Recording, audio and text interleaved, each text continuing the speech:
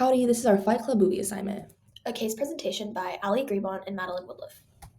The main character of the movie Fight Club is referred to as the narrator, as his actual name is never revealed. For some background, the narrator works a desk job for a major fraudulent car company and struggles with delusions and severe insomnia. In the beginning, he lives an unfulfilling life overcome by consumerism and emotional numbness. In an attempt to feel something, he starts to attend various support groups, where he eventually meets a rebellious woman named Marla Singer. His life dramatically changes one day after meeting Tyler Durden, a charismatic and anarchist soap salesman on a plane. After partnering to create a new type of therapy called Fight Club, the narrator's mental state deteriorates as he becomes more involved in the chaotic, anti-materialistic world, ultimately leading him to the truth about his own identity. The movie Fight Club is set in a grimy urban environment that reflects a society overwhelmed by consumerism and general life dissatisfaction. The film's setting is often very bleak and unappealing, as it is primarily based in corporate offices, planes, a disheveled house, and underground fight clubs. These extremely contrasting environments portray the narrator's conflicting life cycles of a monotonous corporate job and his violent escape south of the anarchic fight club.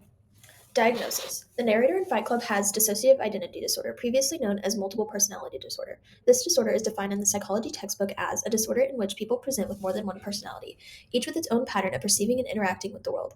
Fight Club is set in a modern-day capitalist society where societal expectations heavily influence people's identities. The narrator's disorder is heavily influenced by his cultural pressure, and as a way to escape his unfulfilling life, he unknowingly dissociates into a second personality named Tyler Durden. If the narrator sought therapy in this cultural environment, his disorder would probably be diagnosed as DID. Due to his inability to merge his identities, the repressed, controlled narrator and the radical, impulsive Tyler.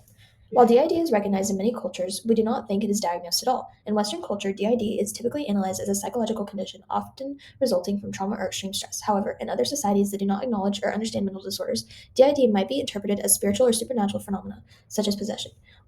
Unfortunately, this disorder is one of the most stigmatized in our cultures, with subjects being labeled as crazy or dangerous due to the media portrayals and the belief that individuals with DID are unable to control their behavior or thoughts. Identity confusion. The narrative exhibits significant identity confusion when the five system clusters that are associated with DID. It is described as thoughts and feelings of uncertainty and conflict a person has related to his or her identity. It occurs when an individual cannot form a clear sense of self and may result from an inability to commit to an identity or role. We believe the most prominent example of this confusion occurs when the narrator realizes that his alter ego is in fact a part of him in his hotel room after chasing Tyler across the country. In this pivotal scene, the narrator confronts Tyler in the room and finally discovers that Tyler has been a figment of his imagination all along after stating, because we're the same person.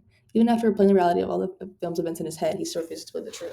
Dissociative amnesia. The narrator displays prominent dissociative amnesia or memory gaps throughout the whole movie, another one of the five symptom clusters that are associated with DID. The textbook explains that this is not permanent memory loss, but hypothetical disconnection of memories from conscious inspection. These gaps involve an inability to recall personal information, usually of traumatic or stressful nature. However, the memory is still there somewhere, they cannot access it. While the symptom takes place in essentially the whole film, a good example takes place following the scene mentioned above for identity confusion. After having a changeover and waking up in a confused state, he runs through the lobby where the receptionist asks him to sign a list of phone calls he made that night. However, he has no recollection of making any calls, and this lapse of memory is a direct example of dissociative amnesia, as he has no conscious recollection of what occurred when his alter ego Tyler was in control. One symptom that the narrator does not show is a clear traumatic event that triggers his DID. Typically, DID is understood to be a coping mechanism developed in response to severe trauma, usually in childhood. This trauma caused the individual's mind to protect itself from the physiological impact by escaping through alternate personalities. In the narrator's case, he just sort of develops the disorder as a result of the existential crisis because of his dissatisfaction with his life and inability to change it. Treatment. For this extreme case of DID, the narrator should seek psychotherapy to alter his harmful thoughts and actions. Psychotherapy can provide a way for the patient to discuss their experience safely and what may be causing these alter egos, if you will. Being able to understand what causes these disassociations as well as develop coping mechanisms can help the narrator find a more centered sense of self. An ethical concern for treating DID involves receiving informed consent from all alters. It may be difficult to get each alter to consent to therapy, so it is definitely something we would have to look out for. However, a situational barrier that can hinder this process is that the narrator does not really have a job at this point, so he would not be able to afford treatment for his condition. He could receive help from the government or be put in a mental hospital due to all the destruction he has caused. I do not believe Fight Club is an accurate representation of DID. First off, past trauma is one of the largest factors causing the development of DID. In the movie, his DID was constructed from his anxiety and involvement in consumerism. This movie was extremely violent and does not align with the common DID patient, which is not more violent than the average person. DID is not an illness that creates a completely separate individual with full control of their actions, which is how it is represented in the film.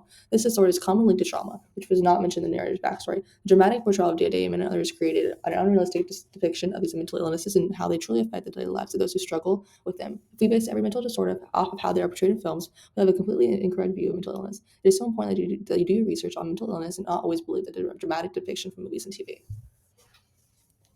Thank you.